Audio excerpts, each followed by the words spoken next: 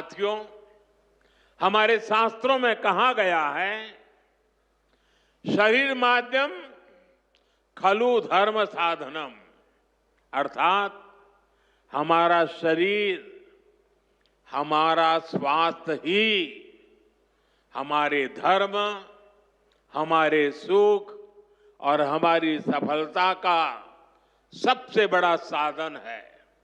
इसलिए जब देश ने मुझे सेवा का अवसर दिया तो मैंने सबका साथ सबका विकास के मंत्र को सरकार का संकल्प बनाया और सबका साथ सबका विकास के इस संकल्प का भी एक बड़ा आधार है सबका इलाज, सबको आरोग्य।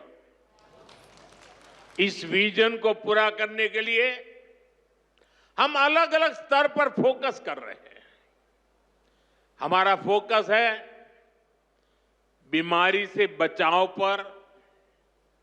आप मुझे बताइए, यहां स्वच्छ भारत अभियान के तहत टॉयलेट, शौचालय हर गांव में बने हैं कि नहीं बने हैं?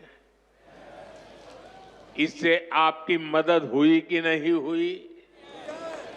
आपको पता है, शौचालय बनने से एक और फायदा हुआ है। शौचालय बने हैं तो गंदगी से होने वाली बीमारियां भी कम हुई है। एक स्टडी कहती है, जिन घरों में शौचालय बने हैं वहां हजारों रुपये बीमारी पर खर्च होने से बचे हैं। साथियों, 2014 में हमारी सरकार आने से पहले हालात ये थी कि देश में गरीब जितना बीमारी से नहीं डरता था, उससे ज्यादा डर उसे इलाज के खर्च से लगता था। अगर परिवार में कोई एक व्यक्ति भी गंभीर बीमारी का शिकार हो जाए तो पूरा परिवार संकट में आ जाता था। मैं भी आप सबकी तरह गरीब परिवार से निकला हूं। मैंने भी इन तकलीफों को देखा है और इसलिए मैंने संकल्प किया है, मैं इलाज का खर्च कम करूंगा और आपकी जेब में ज्यादा से ज्यादा पैसे बचाऊंगा। मैं आपको बार बार हमारी सरकार की कुछ कल्याणकारी योजनाओं की जानकारी देता रहता हूं ताकि एक भी जरूरतमंद योजनाओं से छूटे नहीं। इसलिए मैं कई जरूरी बातें आज फिर यहां दोहरा रहा हूं और मैं आशा करता हूं आप इसे याद भी रखेंगे और अपने परिचितों को जरा बताएंगे भी। बताएंगे ना? पक्का बताएंगे? ये भी सेवा का ही काम है। इलाज के खर्च का बोझ कम होना चाहिए कि नहीं होना चाहिए? इसलिए मैंने हर गरीब के मुफ्त इलाज की व्यवस्था कर दी है। 5 लाख तक का इलाज बिना किसी खर्च के। किसी बेटे को अपने मां बाप के इलाज के लिए 5 लाख रुपए तक खर्च नहीं करना पड़ेगा। ये दिल्ली में आपका जो बेटा बैठा है ना, वो काम वो करेगा। लेकिन इसके लिए आपको आयुष्मान कार्ड बनवाना है। मुझे आशा है कि यहां बहुत सारे लोग होंगे जिनका आयुष्मान कार्ड जरूर बना होगा। जिनका नहीं बना है वो भी जल्दी से बनवा ले। और मैं मुख्यमंत्री जी को भी कहूंगा कि इस काम को, इस क्षेत्र में अगर कोई छूट गए हो तो तेजी से इसको आगे बढ़ाया जाए। साथियों, एक और बात आज आपको याद रखनी है। अब गरीब, अमीर, मध्यम वर्ग, कोई भी परिवार हो, परिवार में 70 साल से अधिक उम्र के सभी बुजुर्गों के लिए भी मुफ्त इलाज के लिए आयुष्मान कार्ड बन रहे हैं। ये कार्ड भी ऑनलाइन ही बन जाएंगे। इसके लिए कहीं किसी को कोई पैसा देना नहीं है, और अगर कोई पैसे मांगता है तो सीधे मुझे चिट्ठी लिखना, बाकी काम मैं कर लूंगा।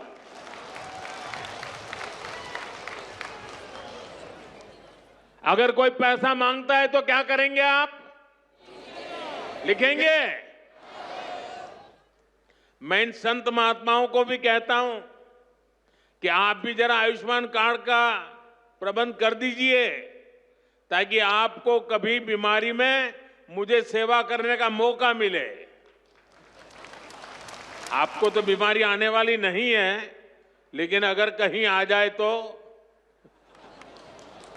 भाइयों बहनों, कई बार इलाज के लिए अस्पताल में भर्ती होने की जरूरत नहीं पड़ती है। डॉक्टर की लिखी दवाई घर पर ही खानी पड़ती है। ऐसे में मेडिकल स्टोर से सस्ती दवाई मिले, मैंने इसका भी इंतजाम किया है। इस खर्च को कम करने के लिए देश में 14,000 से ज्यादा जन औषधि केंद्र खोले गए हैं।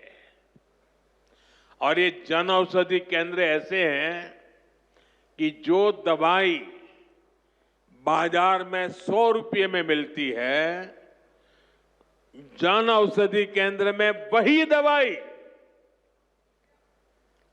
सिर्फ 15, 20, 25 रुपये में मिल जाती है। अब आपका पैसा बचेगा कि नहीं बचेगा? तो आपको जन औषधि केंद्र से दवाई लेनी चाहिए कि नहीं लेनी चाहिए? दूसरी एक बात मैं करना चाहता हूं। आजकल बहुत बार खबरें आती हैं, गांव-गांव किडनी की भी बीमारी काफी फैल रही है। अब किडनी की बीमारी जब बढ़ जाती है तो लगातार डायलिसिस करानी पड़ती है, नियमित रूप से करानी पड़ती है, दूर दूर जाना पड़ता है, खर्चा बहुत लगता है।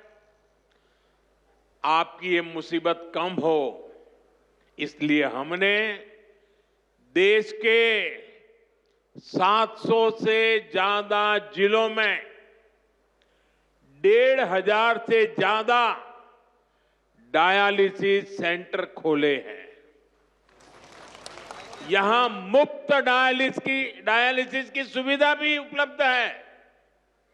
सरकार की इन सब योजनाओं की जानकारी आपको भी होनी चाहिए और आपको अपने परिचितों में भी सबको बताना चाहिए। तो मेरा इतना काम करोगे? जरा सब हाथ ऊपर करके बताइए, करोगे?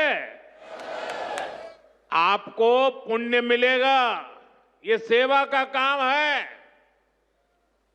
साथियों, बागेश्वर धाम में कैंसर मरीजों के लिए इतना बड़ा अस्पताल खुलने जा रहा है, क्योंकि कैंसर अब हर जगह बड़ी परेशानी बन रहा है।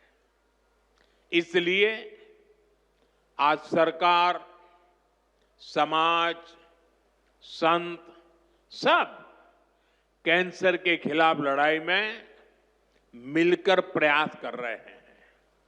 भाइयों बहनों, मुझे पता है गांव में अगर किसी को कैंसर हो जाए तो उससे लड़ना कितना मुश्किल होता है। पहले तो बहुत दिनों तक पता ही नहीं चलता कि कैंसर हुआ है। बुखार और दर्द की घरेलू दवाएं ही आमतौर पर लोग लेते रहते हैं और कुछ लोग तो पूजा जाप में चले जाते हैं कि जी तांत्रिकों के हाथ में फंस जाते हैं। जब तकलीफ बहुत बढ़ जाती है या गांठ दिखने लगती है तब जाकर बाहर दिखाते हैं, तब पता चलता है कि कैंसर हुआ है। और कैंसर का नाम सुनते ही पूरे घर में मातम छा जाता है, सब कोई घबरा जाता है, सारे सपने चूर चूर हो जाते हैं और ये भी समझ नहीं आता कि कहां जाना है, कहां इलाज कराना है। ज्यादातर लोगों को दिल्ली मुंबई का ही पता होता है। इसलिए हमारी सरकार इन सब तकलीफों के समाधान में लगी है। इस साल जो बजट आया है उसमें भी कैंसर से लड़ने के लिए कई सारी घोषणाएं की गई है और मोदी ने तय किया है कि कैंसर की दवाओं को और सस्ता किया जाएगा। अगले 3 साल में देश के हर जिले में कैंसर डे केयर सेंटर खोले जाएंगे। डे केयर सेंटर में जांच भी होगी और आराम करने की सुविधा भी होगी। आपके पड़ोस में ही जो जिला अस्पताल है, चिकित्सा केंद्र हैं, वहां कैंसर क्लिनिक भी खोले जा रहे हैं। लेकिन भाइयों बहनों, आपको मेरी एक बात अच्छी लगे या बुरी लगे, लेकिन इसको कुछ करना ही पड़ेगा। याद रखना और जीवन में लागू करना। कैंसर से सुरक्षा के लिए आपको भी सावधान और जागरूक होना पड़ेगा। सबसे पहली सावधानी ये है कि समय से कैंसर की पड़ताल, क्योंकि एक बार कैंसर फैल गया तो उसे हराना उतना ही मुश्किल हो जाता है। इसलिए हम 30 साल से ज्यादा उम्र के सभी लोगों की जांच के लिए एक अभियान चला रहे हैं। आप सबको इस अभियान का फायदा उठाना चाहिए, हिस्सा बनना चाहिए। लापरवाही नहीं करनी है। थोड़ी सी भी जो शंका हो तो कैंसर की तुरंत जांच करवानी है। एक और बात, कैंसर को लेकर सही जानकारी भी बहुत जरूरी है। ये कैंसर किसी को छूने से नहीं होता है। ये छुआछूत की बीमारी नहीं है। ये छूने से नहीं फैलती है। कैंसर का खतरा बीड़ी, सिगरेट, गुटखा, तंबाकू और मसाले से बढ़ता है। ये माताएं बहनें ज्यादा खुश हो रही है मेरी बात सुन के। इसलिए कैंसर फैलाने वाले इस सब नशे से आपको तो दूर रहना ही है, औरों को भी उससे दूर रखना है। अपने शरीर और स्वास्थ्य का ख्याल रखना है। और मैं आशा करता हूं अगर हम सावधानी रखेंगे तो बालेश्वर धाम के कैंसर अस्पताल पर बोझ नहीं बनेंगे, यहां आने की जरूरत नहीं पड़ेगी।